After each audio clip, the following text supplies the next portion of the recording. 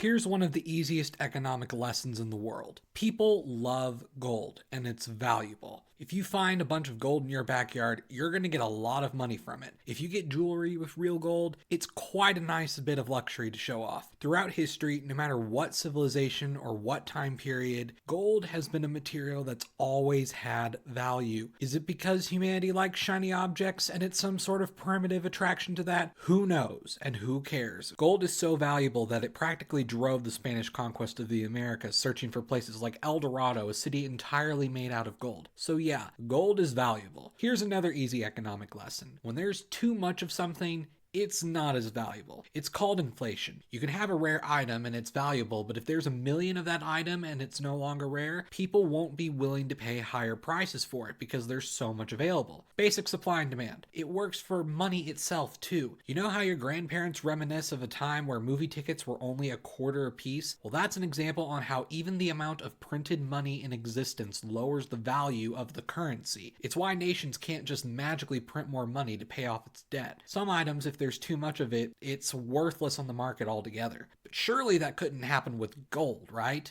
People don't make gold, it just simply exists on the earth and we discover it. How could something as historically and internationally valued as gold ever be inflated to the point of being practically worthless? Well, it happened once in history thanks to one emperor through generosity. His name is Mansa Musa. Mansa Musa was the emperor of the Mali Empire in West Africa. Mali was a very powerful empire, and in fact I have a video that shows its rise and falls in empire, and it's really interesting. You should check it out. But Mali was very big, had a great army, and most importantly, it had good trade routes. You want to know what's valuable? Food. How do you keep food preserved before refrigerators exist if you live outside the polar climate areas? Salt. Salt was very important to preserve food, making it a very valuable commodity. Mali happened to control the largest supply of salt in the world. Because of such amazing trade, Mansa Musa amassed wealth. How much wealth? Well, truth be told, we don't know the exact number, but some estimates would say it would be worth a modern total of around $400 billion.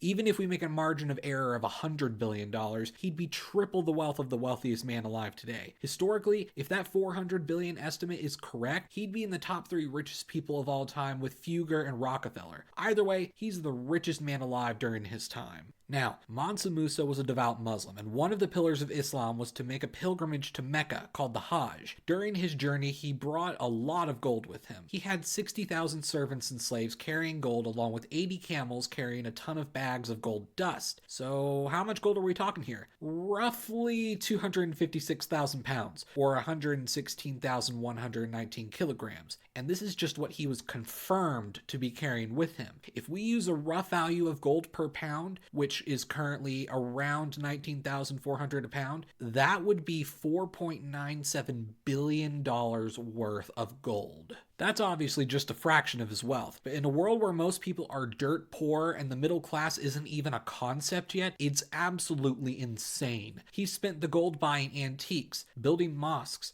and simply donating gold to people out of generosity. Now, traveling from Mali to Mecca, he went through several important cities along the way. Perhaps the most important city he had to travel through was Cairo. Cairo is one of the biggest trading centers for not only North Africa, but the entire Middle East and the Mediterranean area. Not to mention, you're going to the center of one of the biggest religions in the world, making Mecca also a very important trade center. By spending all of that gold, gold was suddenly devalued to near worthlessness for the Mediterranean and Middle Eastern area. Prices of tons of other goods also inflated, and while we don't have official numbers, we do have records of prices suddenly rising during his pilgrimage and gold's value going down. It was so bad that Mansa Musa on his way back already noticed the difference and tried to borrow gold with interest. But that wasn't enough, and for some places, gold remained devalued for as long as 10 years. Mansa Musa is the only person in history to single-handedly devalue gold. Obviously, gold eventually became extra valuable again, but it's truly a remarkable sign of wealth. So remember, all you rich people out there, don't donate your billions to the general public all at once. You should just give it all to me, so I can pay for my college. And with that shameful plea, I'm ending the video here. If you liked the video and you want to learn more about history, be sure to subscribe and hit that like button.